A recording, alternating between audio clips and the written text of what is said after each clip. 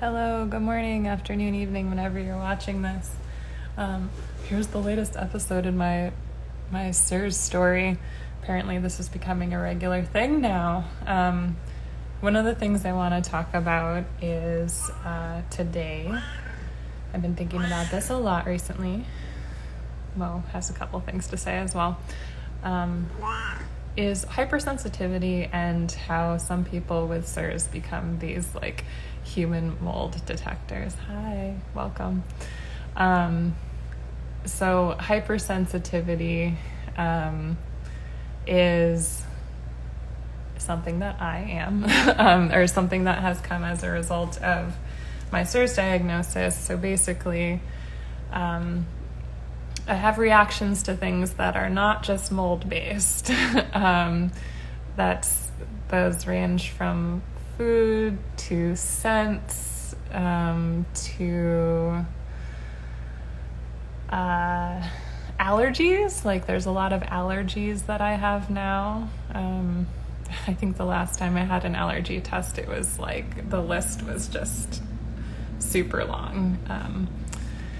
And, I think it's all part of, I don't know the exact science behind this, but I think it's all part of, my guess is that it's part of that inflammatory response, right? The body is just responding to all of these different things.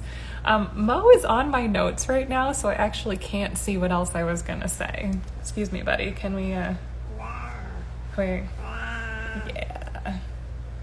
Cool. We're just going to resituate here for a second. Perhaps. Oh boy, there we go. There's the tail. There's the tail of the camera. So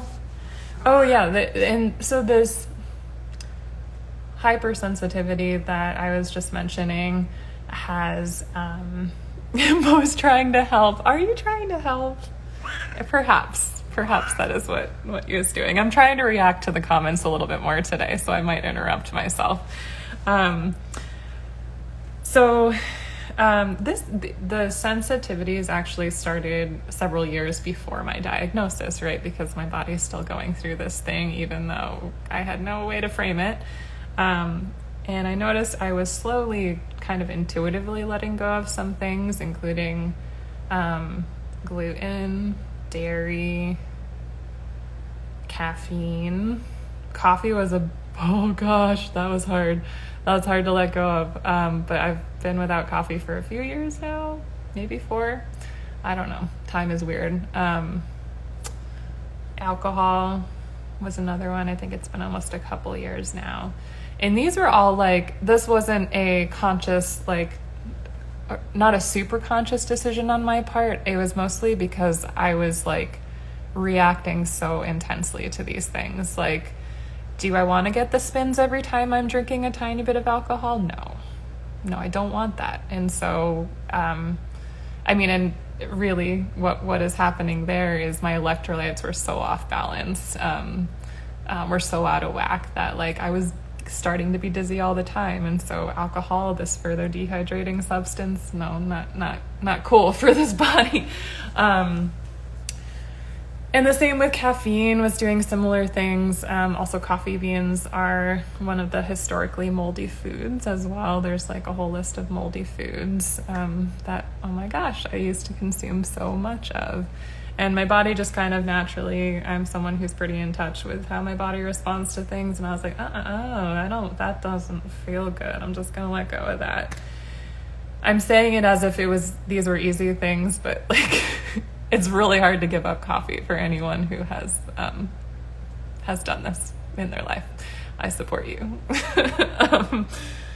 And then so things like sensitivities, those also gradually kind of piled on top of each other.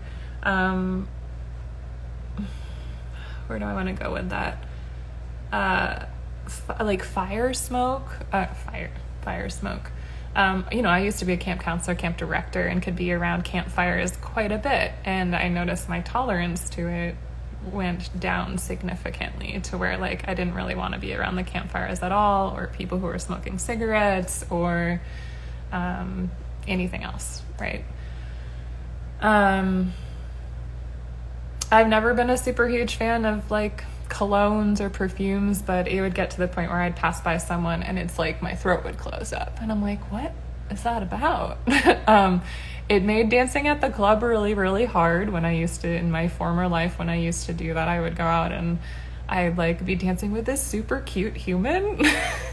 I'd be dancing with a super cute human and like would have to excuse myself because literally my eyes would start running. My eyes and nose would start running like a faucet and my throat would close up and I'd be like, oh, damn, this person is wearing something or has something that I am reacting to. And, you know, this all seemed normal to me, right? Because a lot of us have sensitivities, and these were some of my warning signs, along with all of the other symptoms I was experiencing. That like, oh, something's going on in my body here. Lots of allergies I mentioned. Excuse me, beds. His butt is still on part of my notes, so we're negotiating space here. Okay.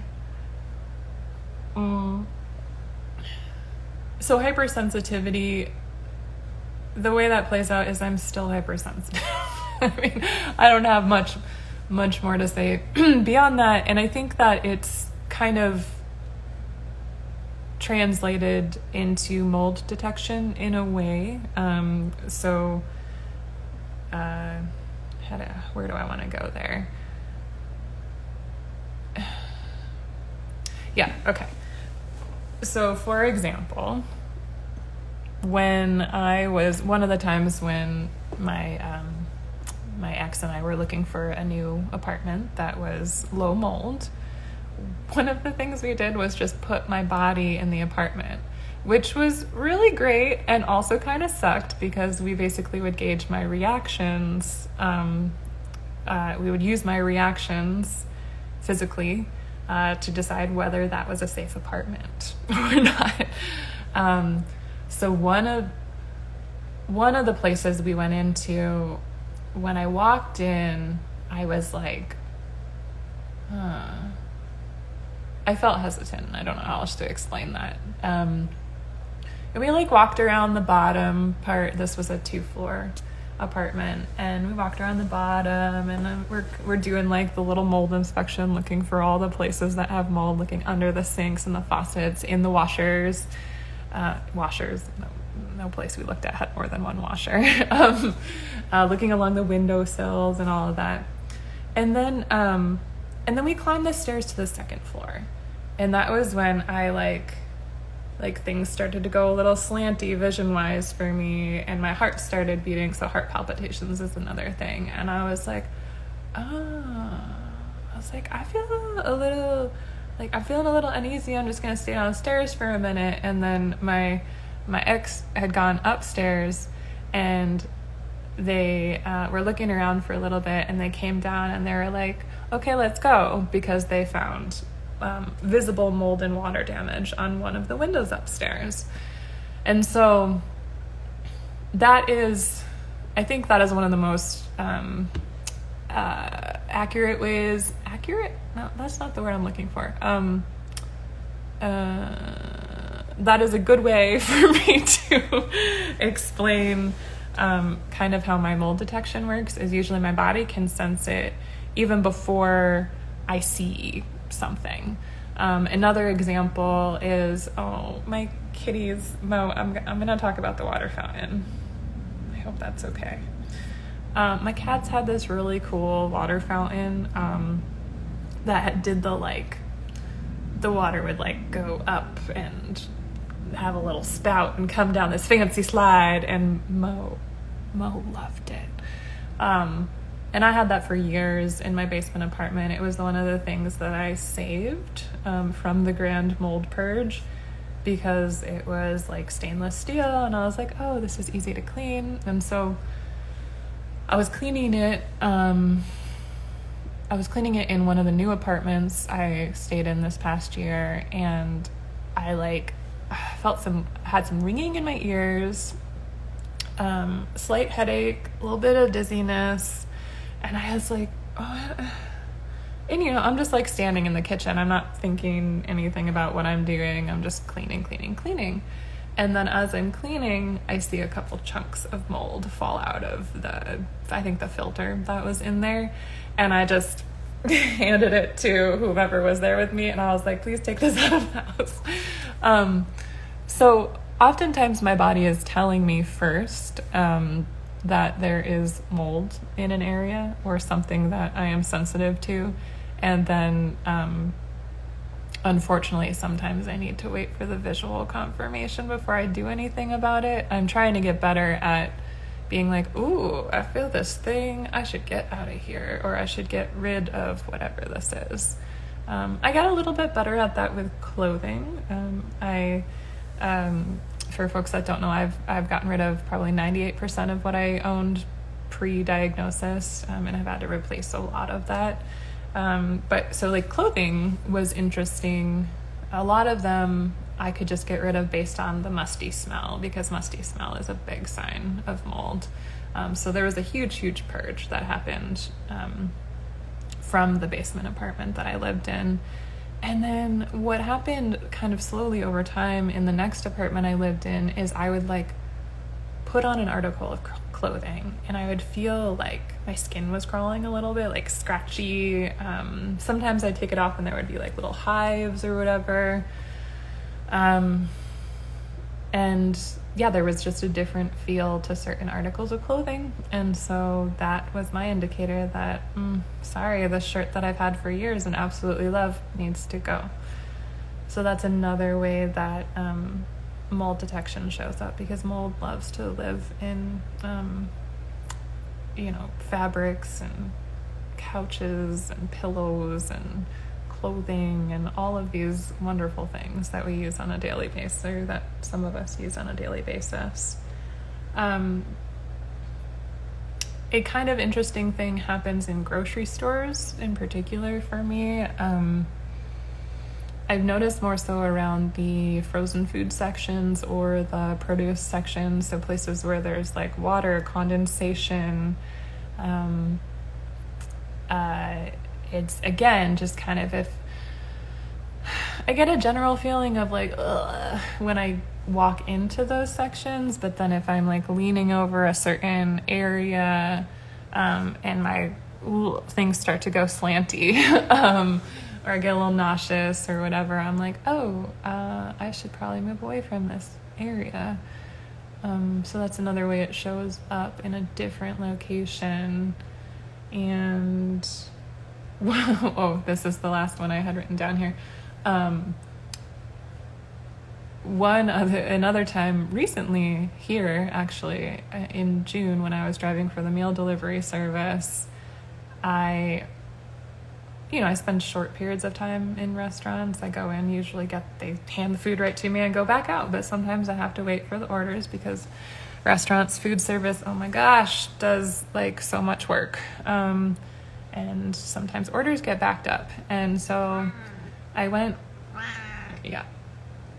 into this one restaurant, and it was kind of the same as that apartment where like I walked in and I was like, and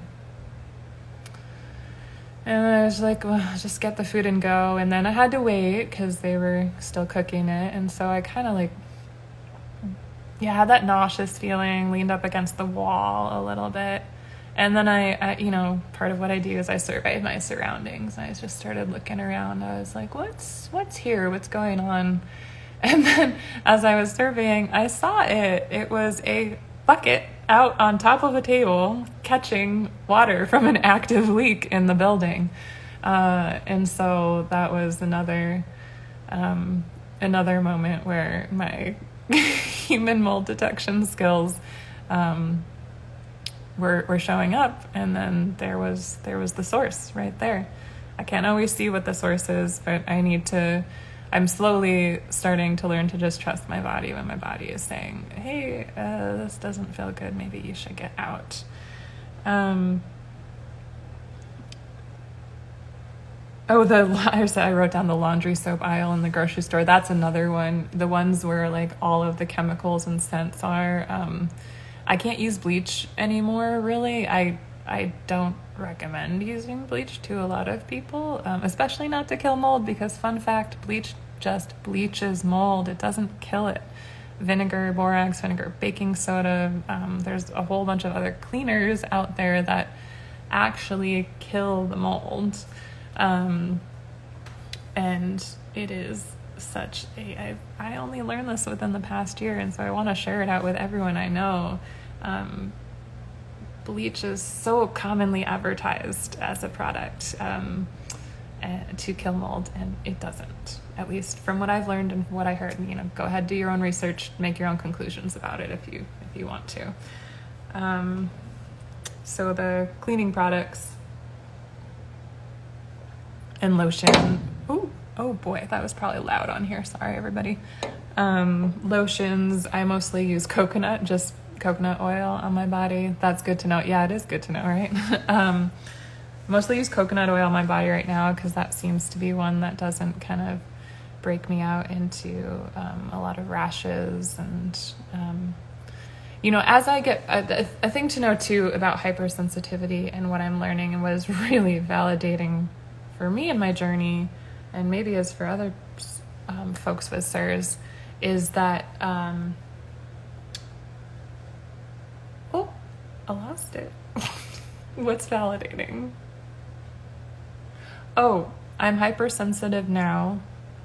I might not be forever. And so from what I understand is that as symptoms progress, the longer it goes, the longer you've been in mold without treatment, without understanding, without this framework, the more sensitive you get. And then Buddy's getting comfortable moving the phone around a little bit. And then with the protocol I'm using, which is the Shoemaker protocol, there are other different ones for mold illness. As I go through more steps in that protocol, and one of them being that brain treatment, that spray, it can actually reverse, well, of course it can regenerate parts of the brain, and then it can help alleviate some of these hypersensitivities. From what I understand, I hope this is the case. I'm saying this out loud because I want this to be the case. It's kind of weird and fun and quirky in some ways to be a human mold detector, and also it's not, I didn't sign up for this. I don't want to do this for a long time. So and I guess the last thing, this wasn't on my the title of this, and wasn't what I planned to talk about, but I keep looking at my little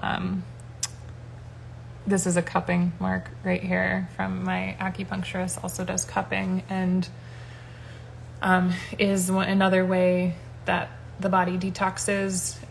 They described it to me as a reverse massage. So if you think of like when you're massaging your body, you're pushing in and you're manipulating the tissues in that way. And the cups are literally like, well, they're smaller than this. They're little tiny cups that they'll heat up with a flame, and then it like makes a little suction noise because it just sticks to you, and it's pulling the skin, and so it's pulling the toxins up and out. And so that's why there's like varying colors that happen with the cupping depending on like how much toxin and also how much like blood stagnation you have in your body. And so that's been another really helpful method for me to use. Mo, is there anything else? Yeah. Since there's a couple people here, I haven't asked, like if people, or maybe there's just one of you now. Do you have any questions? No pressure, but I figured if people have questions about these things, I could include them in the video. I'll give a couple minutes if you have questions. I'll sit here with Mo.